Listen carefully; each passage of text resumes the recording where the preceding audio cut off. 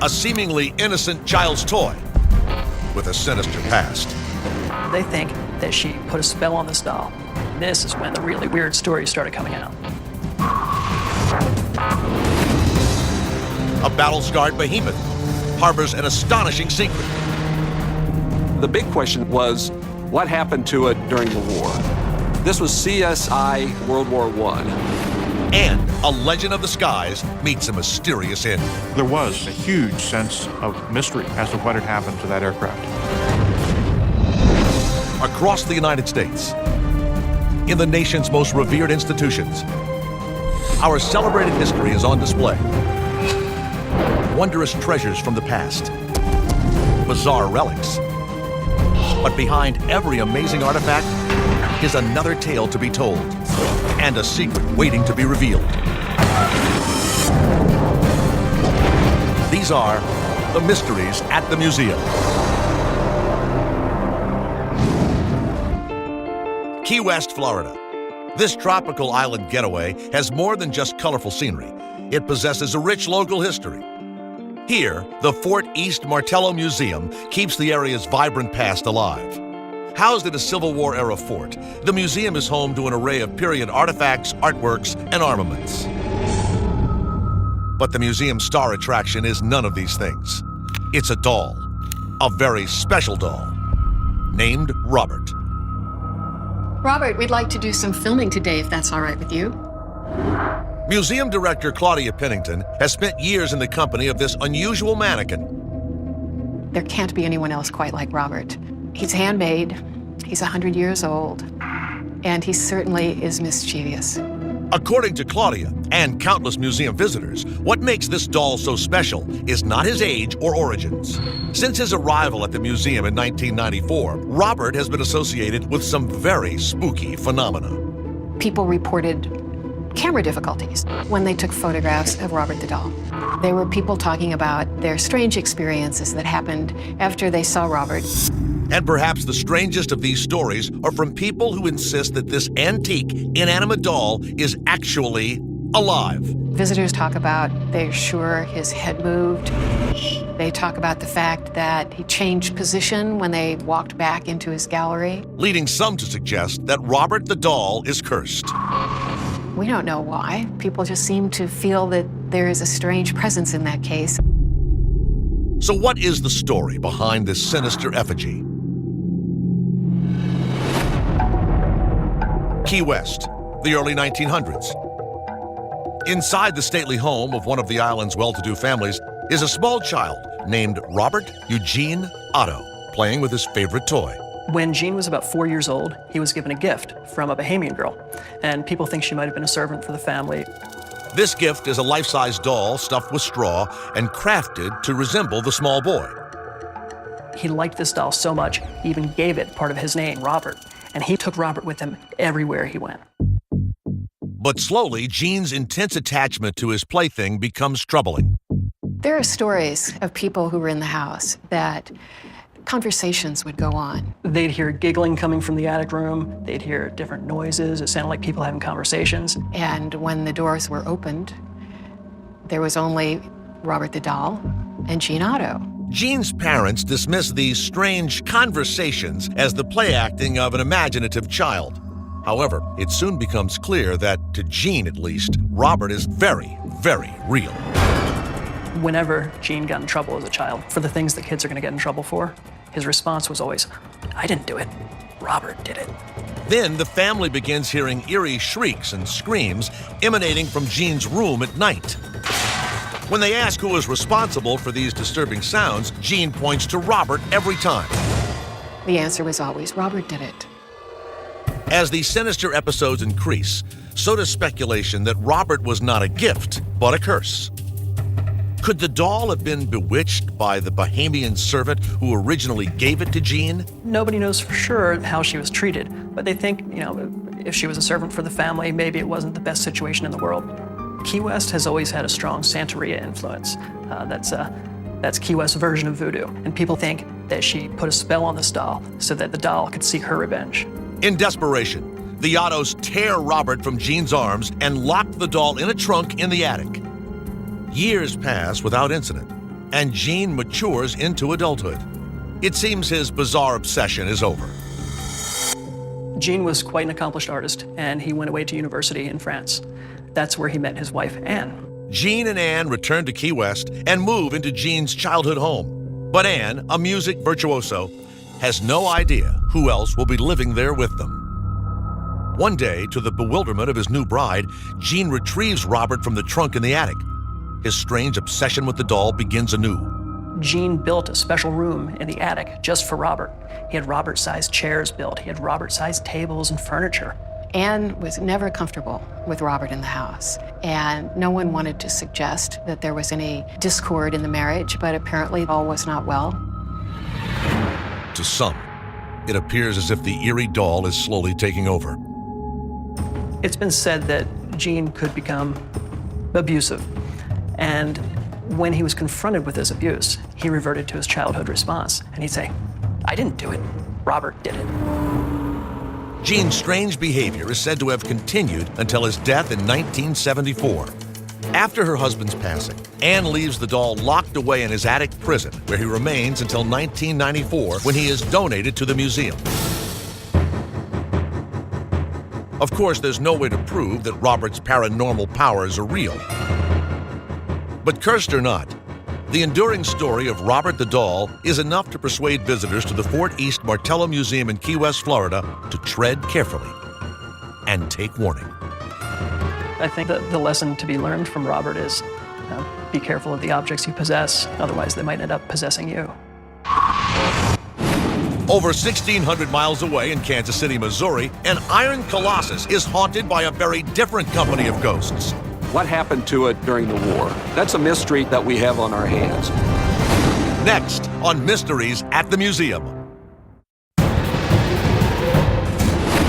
Kansas City, Missouri, the crossroads of America. This Midwestern metropolis is home to the National World War I Museum. A monument to the lives lost in the war to end all wars, the museum is filled with the battle-scarred remains of the brutal conflict. One hulking artifact on display sends a particularly visceral message. It's made of 1-inch thick steel, covered in peeling camouflage. And the gaping hole in its side suggests a violent history. It shows the scars of battle. It's a Renault FT-17, a machine widely considered to be the first modern tank. It really showed that it had been through hell and back. The big question, though, was what happened to it during the war? That's a mystery that we have on our hands. Using modern forensic techniques, the curators are on a mission to uncover the hidden story behind this battlefield relic. What they find will place this steel giant at the center of one of the most important moments in modern military history. France, 1916. The European powers are deadlocked in a grim war of attrition, played out in a maze of filthy, mud-lined earthworks known as the trenches. Trench warfare was basically going below ground in order to protect yourself. And that meant that you were basically immobile. The booby-trapped and barbed wire open spaces between the opposing lines is called no man's land. Charging across it is one of the only ways to gain ground on the enemy. Month after month, these battle lines shift back and forth as countless men from either side die in defense of a few feet of sodden earth. In a desperate bid to end the deadlock, British engineers develop a revolutionary new kind of weapon, the armored tank. The potential for the new war machine is incredible, but the bulky steel contraption, the first of its kind, lacks agility, making it a slow-moving target. The first tank was a big monster. It had a large crew of several men and proved to be very vulnerable to artillery attack. If the Allies are going to win the war, they need a tank that can evade the enemy's onslaught. 1 year later, French car manufacturer Louis Renault perfects the FT-17. The FT-17 was the first modern tank. This new design has a fully rotating gun turret, is lighter, more maneuverable, and can easily traverse rough terrain. When this tank came out, people knew immediately that this was a game changer. The French quickly produced over 3,000 of these for their own army. But back at the World War I Museum, this presents curators with a problem. If the FT-17 was so widespread, how will they uncover the story behind this particular tank? The only thing they know for sure is that this FT-17 did see combat. What you're looking at here is a hole that was produced by a German 77 millimeter artillery shell. That one shell knocked this tank out of action. It was done for. The question remains, when and in what battle? To find out, the museum brings in forensic archaeologist Doug Scott to scan the tank for clues. He'd used a variety of light sources combined with a series of filters in order to see things that the naked eye cannot see. This was CSI World War I. Under the filtered lights, Scott catches the faded outline of a serial number, 867. It's an important detail that confirms the tank belonged to the French Army. Then, inside the hatch, the team stumbles upon a clue that changes everything. 3 names carved inside the tank's side. The 3 names were Jonathan Ashwell, Frank McCauley, and Robert Avery. When we had these 3 names in hand, then we were able to go look at various rosters of Americans who had served in the war as mechanics. Records show that in November 1918, these 3 American mechanics were stationed at a tank repair shop in Bourgogne, France. It's the key the museum has been searching for. The tank shop at Bourgogne was located just 20 miles away from the site of one of the most decisive battles of World War I. It was an epic clash that pitted over 500,000 Allied soldiers, 2,700 artillery guns, and 180 tanks against German defenses that were 12 miles deep. The battle was known as the Meuse-Argonne Offensive. The Meuse-Argonne was the final blow. It was the winning campaign for the Allies. This was the winning battle of the war. But this massive push has its price. Hundreds of thousands of lives are lost in the fight. And countless tanks, many of them FT-17s, are destroyed. It's very likely that this tank received its death wound during the Meuse-Argonne offensive. With the help of modern forensics, the museum can finally reveal the truth behind their star artifact, a battered tank which fought and fell in one of the most important battles in modern military history. At its final resting place, at the National World War I Museum in Kansas City, Missouri, it stands as a poignant reminder of the brutal cost of war. The tales that this tank could tell, wow, we're never going to restore this to make it look like new. We're never going to repair it. We're never going to repaint it. This is the ending of the war, all wrapped up into one object. More than 50 years after the end of World War I, a very different kind of artifact was blasted into space on an amazing journey to another world. Where did it go? And what happened when it got there? Find out next on Mysteries at the Museum. Far Hills, New Jersey. The lush landscape of this stately village is home to the United States Golf Association Museum, the nation's oldest sports museum. Here, among the trophies and memorabilia, is an amazing artifact that took the sport of golf into a whole new orbit. It's very clear that the handle, the shaft, the grip of the club are not those of a standard golf club.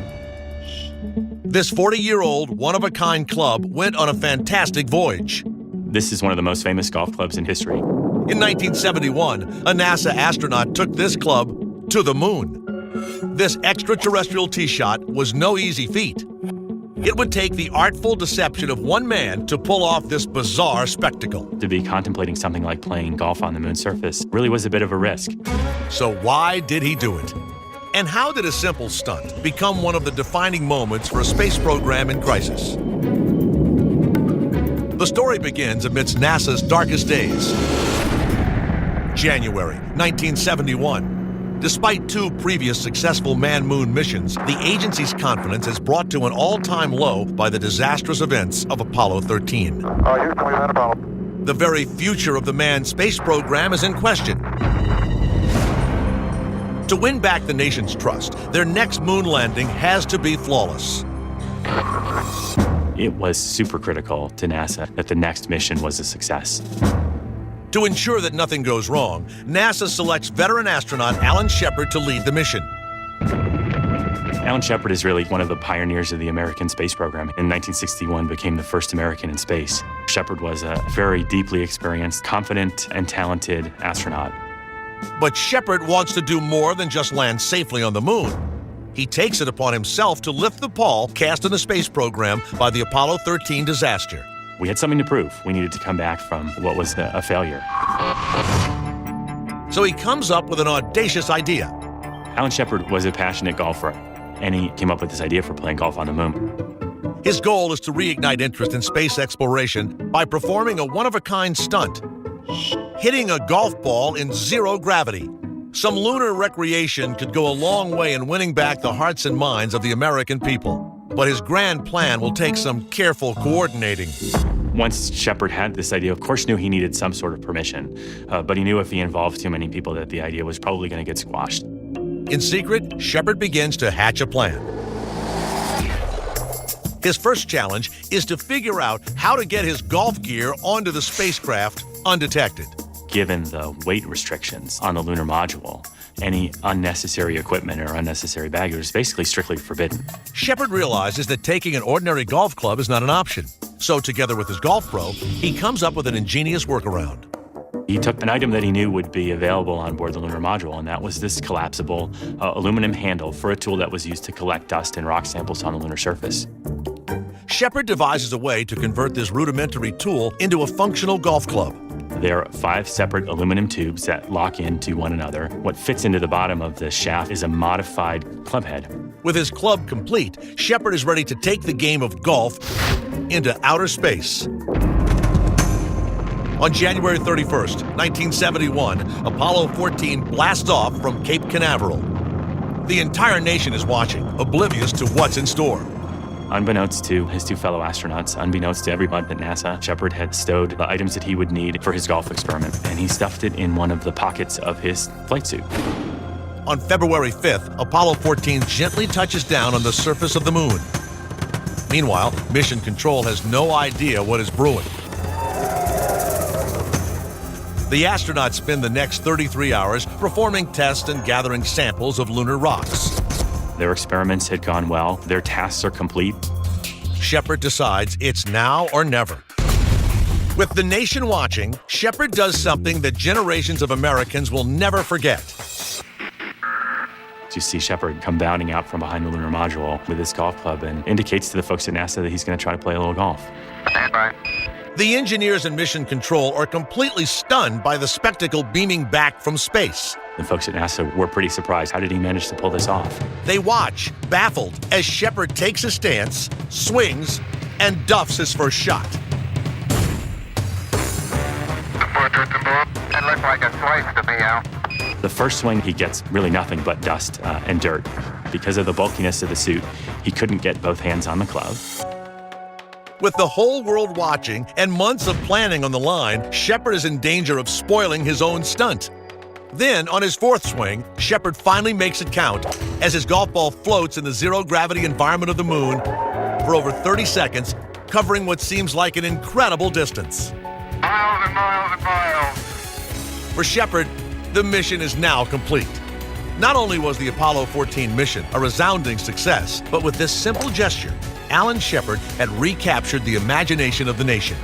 It was a time of renewed pride for all Americans in the space program. 4 decades later, the astronaut-made club that took one small stroke for man and one giant swing for mankind remains a treasured artifact at the USGA Museum in Far Hills, New Jersey. 10 years after Apollo 14 splashed down, the nation would be seized by headlines of a very different kind. What dastardly deeds were conceived within the 4 walls of this cabin? Coming up on Mysteries at the Museum. Washington, D.C. Just down Pennsylvania Avenue from the Capitol building is a unique museum dedicated to the history of news and freedom of the press. It's called the Newseum. This sleek, high-tech facility chronicles the country's most important headlines. Yet one bizarre artifact on display here speaks of a story in which the news media itself played a critical role. This cabin is a one-room cabin, basically. It's dirty, there's no water, there's no electricity, there's no toilet facilities. Outfitted with a collection of shelves and cubbyholes, it is stained with soot and grime from years of habitation. Who lived here? And how did the occupant of this rundown shack strike terror into the hearts of an entire nation? The answer lies in the story of a 17-year-long manhunt that would reach its climax on the front pages of our national papers. February 20th, 1987, Salt Lake City, Utah. A computer salesman named Gary Wright is walking through the parking lot of his store when he picks up a stray piece of lumber. It is actually a makeshift bomb that explodes on contact, disfiguring Wright for life. He's the 22nd victim in a series of despicable attacks propagated by the most prolific homegrown terrorist in U.S. history. There were bombs that were left at universities and bombs that were directed at the airline industry, so they came up with the acronym Unabomber. For the previous 9 years, the FBI's Unabomber task force has struggled to learn anything about the bomber or his motives. He was really in control, and that made him a very lethal, frightening, deadly offender. There was a lot of concern for us to catch this individual. Mary Ellen O'Toole, a special agent from the FBI, is asked to create a criminal profile of the serial bomber. There were really two schools of thought.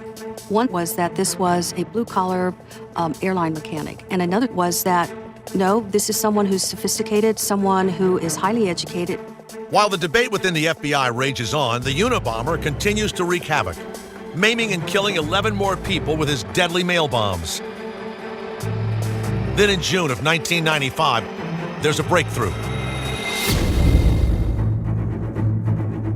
The New York Times receives a 64-page political manifesto from a person claiming to be the Unabomber. When the FBI analyzes the document, they find references to case details only the Unabomber would know. That's the first time Unabomber had contacted the press. Finally, the FBI has a clear window into the mind and motives of the bomber. As well as the document, investigators receive an offer. The Unabomber demanded that if the manifesto is published, he will cease his reign of terror. He will stop the bombings. Giving in to the Unabomber's demand is a risky proposition, but the FBI decides it is their best chance to get their man. They hope that by publishing the manifesto, it will prompt someone to come forward with information leading to the bomber's identity. On September 19, 1995, the manifesto is published. For a year, the FBI receives no viable leads. They fear the plan has failed. Then, in 1996, a member of the public named David Kaczynski comes forward. Kaczynski is convinced that the Unabomber's manifesto is the work of his estranged younger brother, Ted. David Kaczynski tells investigators that Ted is living in the forest around Lincoln, Montana. When the FBI arrives to apprehend their suspect, what they encounter is not a well-guarded fortress, but instead this unassuming 10 by 12 foot wooden shack. The cabin itself, it's dirty, it's overcrowded, there are books. More importantly, they find the critical evidence they've been searching for. There are bomb components laying around. Actually, underneath the bed is an actual device itself. This small, sullied structure contains all the proof the FBI needs to irrefutably prove that Ted Kaczynski is the Unabomber. On April 3rd, 1996, the FBI arrests Theodore J. Kaczynski. The Unabomber's campaign of fear is finally over. Ted Kaczynski pled guilty to the bombings, and he was given a life sentence without the possibility of parole. The identification and subsequent capture of the Unabomber is a rare instance of cooperation between law enforcement and the news media. Today, this simple shack remains on display as a reminder of the fear wrought by a killer and the incredible lengths undertaken to bring him to justice. Just down the street, inside another unique Washington, D.C. museum, are the belongings of an equally famous criminal. Unlike the Unabomber, this outlaw is seen as a dashing hero. But is there any truth to the legend of Jesse James? More to come on Mysteries at the Museum. Washington, D.C. Among the monuments that celebrate our nation's history is an institution dedicated to a sensational aspect of America's past. It is the Museum of Crime and Punishment. Here, the country's most famous fugitives and their crimes are immortalized. And one artifact belongs in a category all its own. It's made of hand-stitched leather and harkens back to a time when gunslingers and desperados ruled the Wild West. It's a holster that once belonged to America's best-known outlaw, Jesse James. The legends say that he was a Robin Hood, this mythical outlaw hero who robbed from the rich to give to the poor. But is the legend true? Or did this holster really belong to a cold-blooded criminal hell-bent on revenge? May 25th, 1863. 16-year-old Jesse Woodson James is working in the quiet fields of his family farm in Kearney, Missouri. But behind this scene of rural tranquility lurks the specter of slavery and civil war. As slave-owning farmers, Jesse James' family strongly support the Confederate cause. In fact, Jesse's older brother Frank has enlisted with a gang of guerrilla fighters who are hiding out in the woods near the family farm. Union soldiers always came to the James farm looking for Frank. And on this day, they came to the farm. Jesse was in the field. Before Jesse can run away, the soldiers grab both him and his stepfather, Reuben Samuels, who they go on to brutally interrogate. They took him and hanged him on this tree about 3 or 4 times. Every time he would look like he was passing out, they let him down. As soon as Samuels catches his breath, the soldiers demand to know where Frank James and the guerrillas are hiding. And he wouldn't tell them where Frank was, so they would hang him again. Though his stepfather survives the incident, the image of Samuels being brutally tortured by Union soldiers is indelibly stamped on the young Jesse's mind. When he is old enough, Jesse also leaves home to join up with Frank and the guerrilla soldiers in the forest. There he begins an apprenticeship with one of the most feared killers of the Civil War, Bloody Bill Anderson. With a name like Bloody Bill, you can almost see what he is known for. His real name is William Anderson. He was more of an outlaw than he was a soldier. Bloody Bill schools the young Jesse James in the tactics of guerrilla warfare. They attacked in the most brutal way that they could. They would enter a town yelling the rebel yell. People would become paralyzed with fear. They would take whatever valuable possessions they had. They would kill them, and they would look them in the eye while they did it. But the violent excesses of the Missouri guerrillas do nothing to prevent the inevitable Confederate defeat. In 1865, the South surrenders, and thousands of embittered Confederate soldiers return home. But not Jesse James. The battle-hardened rebel recast himself as a robber of banks and trains. After the war, Jesse did not give up his hatred for the Union government. Instead, he was even more resolved that what he was doing was right. Whenever he robbed a bank or robbed a train, he made it known that these were things that the Yankees owned. When newspapers sympathetic to the Confederate cause report on the robberies, they portray James's exploits in a positive light. The legend says he would not rob any Confederate people, and nor would he rob any women. That he was robbing the rich, the people who were oppressing them, to give back to the poor. Newspapers across the country pick up the stories, and soon Jesse James becomes known to the nation not as a murderous criminal, but rather as a brave defender of Southern rights. Jesse loved his fame, and he loved reading about himself in the newspapers. Then, in 1882, James is shot in the back by a member of his own gang, Robert Ford. It seems a fitting end to a life marked by violence. But far from putting the legend to rest, Jesse's murder has the opposite effect. When Jesse died, the newspapers covered him for almost a month. They told the story of his life, how he was this native son, beloved by all the people. The murder of Jesse James turns him into a martyr, cementing his position as an American icon.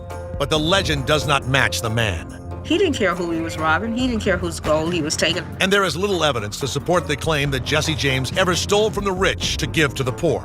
They would rather think that he was stealing the money of the Yankees, but that is not held up against historical records. In the end, the violence James witnessed as a young boy and the barbarous apprenticeship he served under Bloody Bill transformed him into a vengeful and violent criminal. He lived by the gun and died by the gun. So it is fitting that his life should be summed up by this brittle leather holster, which remains on display at the Museum of Crime and Punishment in Washington, D.C. Across the country, in Seattle, Washington, a marvel of the modern age introduces thousands to supersonic transport. This was the fastest commercial vehicle on the planet. But it met with a tragic fate. What went wrong? Next on Mysteries at the Museum. Seattle, Washington, home to the famed aviation company Boeing. The city celebrates its ties to the skies at the Seattle Museum of Flight. If you love aviation, if you love aircraft, if you love the history of aeronautics and aerospace, there's no better place on Earth. Amidst these legends of the air, one plane soars above the rest. It's a beautiful, beautiful airplane. When you behold it for the first time, you realize that you're looking at something quite extraordinary. It's the Concorde, the world's first and only supersonic commercial jet, capable of transporting passengers at twice the speed of a standard aircraft. In its day, it was a revolutionary new machine that people believed would change the way we live. There was a very widely held belief that eventually all air transports would become supersonic. So what turned the aircraft of the future into a relic from the past? And how did the Concorde meet its tragic and untimely end? October 1st, 1969. The Concorde's maiden test flight. It's a historic launch, decades in the making. The concept of a supersonic transport actually dates back well into the 1950s. This is something that had been predicted by forward-thinking aeronautical engineers for some time. After years of testing, aircraft designers and engineers have created a masterpiece. With its 83-foot wingspan and a retractable nose that can be repositioned for better visibility, the Concorde is a marvel of modern engineering. The Concorde has 4 engines. They were Rolls-Royce Olympus engines, each one generating 39,000 pounds of thrust. Those engines were required in order to propel the aircraft twice the speed of sound, giving the Concorde a famed signature sound, the sonic boom. There is no sound like it on the planet. It's unmistakable. For the next 31 years, this super sleek aircraft flies passengers across the Atlantic, and all in just under 3 hours. That's half the flying time of a conventional jet. But little does anyone realize, disaster lurks just over the horizon. July 25th, 2000. Charles de Gaulle Airport, Paris, France. Concorde Flight 4590 is taxiing for takeoff. On board are 9 crew members and 100 passengers who have paid $10,000 each for the privilege of flying on this legendary jet. To everyone on the flight, it promises to be a smooth ride. But as the jet begins to accelerate down the runway, something goes horribly wrong. When the Air France Concorde was on takeoff, almost immediately, all you saw was that flash and a very intense, uncontrollable fire in the port engines and wing area. The aircraft then veered almost uncontrollably off to the left and went in. 2 minutes after taking off, the blazing plane crashes directly into a hotel, killing all 109 aboard and 4 more people on the ground. It's a tragedy of staggering proportions. Immediately, an investigation is launched to find out what happened. Many presume the problem must have been with the Concorde itself.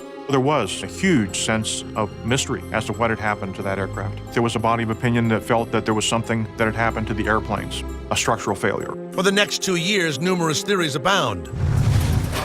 Then, in 2002, the accident report is finally published. There was a sense of relief when the report finally came out and we understood then what had actually happened. Moments before the Concorde taxied onto the runway at Charles de Gaulle, a tiny scrap of metal, 17 inches long, fell from the body of a Continental DC-10 and landed on the runway. The Concorde was the next plane to depart. When it accelerated down the runway, it struck the piece of debris and blew a tire. Chunks of rubber from the tire ruptured a gas tank, sparking the explosion that brought down the plane. The airplane had not failed us. The technology had not failed us. That it was something that could have happened to any airplane taking off. Though the report vindicates the Concorde's operators, the crash plants a seed of doubt in the minds of would-be passengers. I think it put a question mark in the people that counted the most, and that was the people who were going to have to fly on the airplane.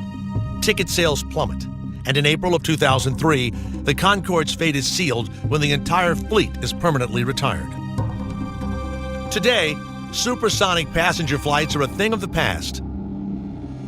The Concorde was a jet-setter's airplane. It got you where you needed to be faster than anything else around.